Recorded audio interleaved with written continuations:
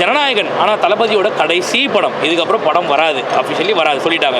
அப்படி இருக்கும்போது இந்த படம் அவருக்கான படம், இந்த நாள் அவருக்கான நாள், இந்த நாள் அவர் தான் பார்க்கணும் அப்படின்னு அவருக்கான நாள் அப்படின்ற மாதிரி தான் இருந்திருக்கணும். ஆனால் இவங்க என்ன பண்ணிட்டாங்கன்னா பராசக்தி அப்படின்ற ஒன்று கொண்டு வந்து உள்ளே விட்டுட்டாங்க. ஸோ விட்டுட்டு என்ன சொல்கிறாங்கன்னாக்கா பார்த்துக்கலாம், எது நீ என்னன்னா பார்த்துக்கலாம் அப்படின்ற மாதிரி. இது முழுக்க முழுக்க அரசியல் பின்புலம் தான். இல்லைனா நான் தான் சொல்கிறேன், ஒரு உதாரணத்தோடு உங்களுக்கு சொல்கிறேன் இல்லை, நான் அரசியல் தான். இதில் எனக்கு என்ன ரொம்ப பியூட்டி பிடிச்சிருக்கு அப்படின்னாக்கா அவங்க பயம் எனக்கு ரொம்ப பிடிச்சிருக்கு. என்ன இதுலேயும் அரசியல் பண்ணுறீங்க, இப்போ நீங்கள் அரசியல் பண்ண தான் போகிறீங்க. திமுக கும்பலை கேட்குறேன் நான், எப்படியும் அரசியல் பண்ண தான் போகிறீங்க, இதுக்கப்புறமும் அரசியல் பண்ண தான் போகிறீங்க. அது அரசியலில் பண்ணு, ஏன் படத்தை வச்சு ஒரு அரசியல் பண்ணுறன்றது தான், வேறு ஒன்றும் இல்லை. பரவாயில்ல, நீங்கள் உங்கள் புத்தி அவ்வளோதான்றதை மக்கள் தெரிஞ்சுப்பாங்க, வேறு ஒன்றும் இல்லை, பார்த்துக்கலாம். ஜனவரி 10 மங்காத்தா ரீரிலீஸ் பண்ணுறாங்க, அஃபிஷியலாக வந்து நியூஸு. பராசக்தி ரீரிலீஸ் பண்ணுறாங்க. 9 வந்து ஜனநாயகன் ரிலீஸ் பண்ணுறாங்க.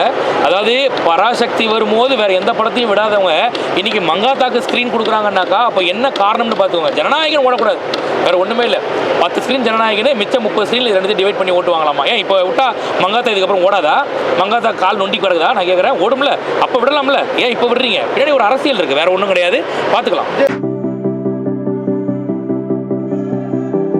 ஆனால் இப்போ ஜனநாயகம் பராசக்தி சேம் ஒரே டேல ரிலீஸ் பண்ண போகிறாங்க. பராசக்தியை அதை ஏன் மென்ஷன் பண்ணி சொல்கிறேன்னா அது பின்னாடி சொல்கிறேன் ஏன் என்ன காரணம்ட்டு. அதாவது ஒரே ஒரு விஷயம் மட்டும் நான் சொல்லிக்கிறேன், மக்களாகிய நீங்கள் எல்லாம் பார்ப்பீங்கன்னு நம்புகிறேன். 1999 வந்த படம் படையப்பா. அந்த படத்தை வந்து இப்போ ரீரிலீஸ் பண்ணாங்க டிசம்பர் 12 எதுக்குன்னா தலைவரோட பிறந்தநாள் அப்படின்னு சொல்லிட்டு. தலைவருக்கு இதுக்கப்புறம் பிறந்தநாள் வராதா? அடுத்த வருஷம் வராதா? அடுத்த வருஷம் ரஜினிகாந்துக்கு, அதுக்கு அடுத்த வருஷம் ரஜினிகாந்துக்கு வராதா? வரும். ஆனாலும் வந்து இந்த பிறந்தநாள் அவருக்கு சிறப்பான பிறந்தநாளாக இருக்கணும் அப்படின்னு சொல்லிட்டு அந்த படையப்பாவை தாண்டி வேறு எந்த படத்தையும் விடலை. வா வாத்தியார்னு சொல்லிட்டு கார்த்தியோட படம் ஒன்று வர வேண்டியது, அந்த படத்தையும் வரவே இல்லை, விடலை அவங்க. இப்போ என்ன பண்ணிட்டாங்கன்னாக்கா ஜனநாயகன் ஆனால் தளபதியோட கடைசி படம், இதுக்கப்புறம் படம் வராது, அஃபிஷியலி வராது சொல்லிட்டாங்க. அப்படி இருக்கும்போது இந்த படம் அவருக்கான படம், இந்த நாள் அவருக்கான நாள், இந்த நாள் அவர் தான் பார்க்கணும் அப்படின்ன நாள் அப்படின்ற மாதிரி தான் இருந்திருக்கணும். ஆனால் இவங்க என்ன பண்ணிட்டாங்கன்னா பராசக்தி அப்படின்ற ஒன்று கொண்டு வந்து உள்ளே விட்டுட்டாங்க. ஸோ விட்டுட்டு என்ன சொல்கிறாங்கன்னாக்கா பார்த்துக்கலாம், எது நீ என்னன்னா பார்த்துக்கலாம் அப்படின்ற மாதிரி. இது முழுக்க முழுக்க அரசியல் பின்புலம் தான். இல்லைனா நான் தான் சொல்கிறேன், ஒரு உதாரணத்தோடு உங்களுக்கு சொல்கிறேன் இல்லை, நான் அரசியல் தான். இதில் எனக்கு என்ன ரொம்ப பியூட்டி பிடிச்சிருக்கு அப்படின்னாக்கா அவங்க பயம் எனக்கு ரொம்ப பிடிச்சிருக்கு. அதாவது ஜனவரி 14 விடுற பராசக்தி நாங்கள் 10 விடுறோம் பாரு அப்படின்னாங்க. நீ தான் வீரனாச்சே, ஜனவரி 9 விட்டு பாரு வேணா, ஜனவரி 9 தானே ஜனநாயகன் வருது, அன்றைக்கி பராசக்தி கொண்டு வந்து விடு, நீ தான் தைரியமான நாளாச்சே, விட்டு பாரு. மக்கள் எல்லாரும் அந்த நாள் தளபதிக்கான நாள். நீங்கள் பாருங்கள், கடைசி நிமிஷம்லாம் வந்து அப்படியே உங்களை அள வச்சு வெளில அனுப்புவாங்க, அந்த மாதிரியான காட்சிகள் உள்ளே இருக்குது. ஸோ ஜனநாயகன் மக்கள் எல்லாருமே அதை தான் பார்ப்பாங்க, அது இவங்களுக்கும் தெரியும். 9 ஜனவரி 9 பராசக்தியை விட்டு முகத்தில் கரியை பூசிக்க கூடாதுன்றதுனால மறுநாள் கொண்டு வந்து விடுறாங்க. இந்த பயம் போதும் அப்படின்னு நினச்சிப்போம் நம்ம. பட் இது முழுக்க முழுக்க அரசியல் பின்புலத்தால் பண்ணுறது தான், வேற ஒன்றும் இல்லை. சார், இது விஜயோட கடைசி படம்னு சொல்கிறாங்க, அதை எப்படி பார்க்குறீங்க நீங்கள்? ரொம்ப கஷ்டமாக இருக்குது, கேட்கும் போதே ரொம்ப கஷ்டமாக இருக்குது. என்னடா இது கடைசி படமா? அதாவது எப்படா ஒரு படம் சீக்கிரம் ரிலீஸ் ஆகும், டிக்கெட்டை வாங்குவோம், எவ்வளோ நாளும் பரவாயில்ல கொடுத்து வாங்கலாம். இப்போ யாரும் பிளாக்ல விற்கலை, நாங்கள் பிளாக்ல விற்கிறோம், வந்து பாருங்கன்னு. என்னைய மாதிரி ஆட்கள் வந்து எவ்வளோ கொடுத்தாலும் பரவாயில்ல தலைவனை பார்க்கணும்னு எங்களை மாதிரி ஆட்கள் பண்ணக்கூடிய வேலையில் யாரோ ஒருத்தர் கேட்ட பேர் வந்துடுது. ஸோ நான் பண்ணுறதும் தவறுன்னு சொல்ல வரீங்க. நான் எனக்கு பார்க்கணுன்ற ஈகர்னஸில் நான் காசு கொடுத்து வாங்குறது என் கொழுப்பு.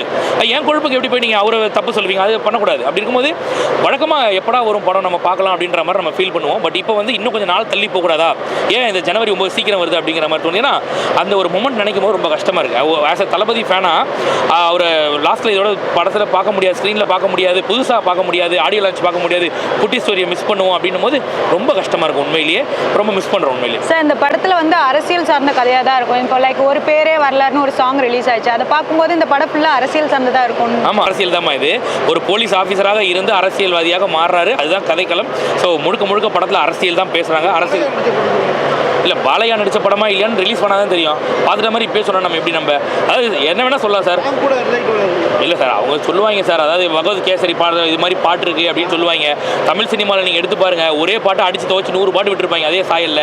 அனிருத்லாம் அதில் பெரிய எக்ஸ்பர்ட், அதில் ஆட்லேயும் பெரிய எக்ஸ்பர்ட், அதிலெல்லாம் இது மாதிரி எதுவுமே வரதுக்கு முன்னாடி சொல்ல முடியாது. படம் அவர் தளபதிக்கான ஒரு படம், உண்மையிலே தளபதி மக்களை மகிழ்விக்கிற ஒரு கலைஞர், அதை சிறப்பாக பண்ணியிருப்பார் அப்படின்றத மாற்று கருத்தே இல்லை.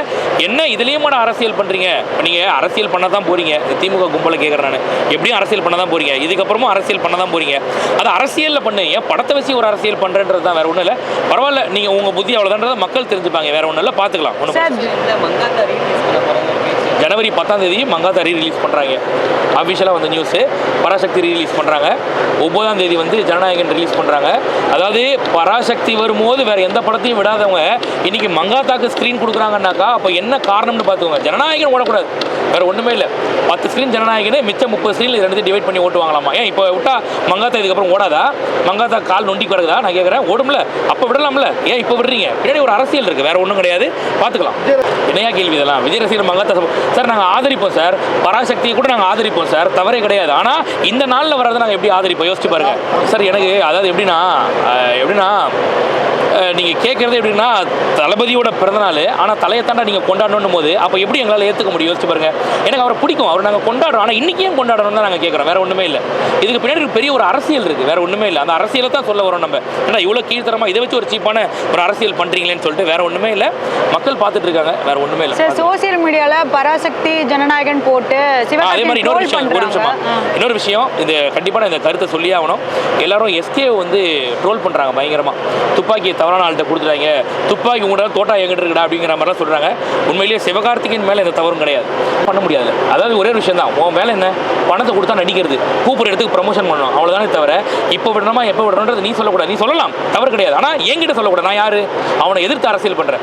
இப்போ தாவேக்கா அப்படின்றவனை எதிர்த்து அரசியல் பண்ணுறேன், அவனை போட்டியாக நான் விடும்போது நீ வந்து எப்படி விடாதுன்னு சொல்லு. அப்போ அவளை நின்ற அப்போ எனக்கு பிரச்சனை வருன்றதால நான் வந்து ஒதுங்கிட்டேன். வடிவேலோட நீங்கள் எஸ்கேவை கம்பேர் பண்ணுறது, விஜயகாந்துக்கு முதுகில் குத்துறாரு, விஜய்க்கு ஒரு முதுகில் குத்துறாரு சொல்கிறது லாஜிக்கே கிடையாது. வடிவேலு வந்து பண்ணது பச்சை துரோகம்.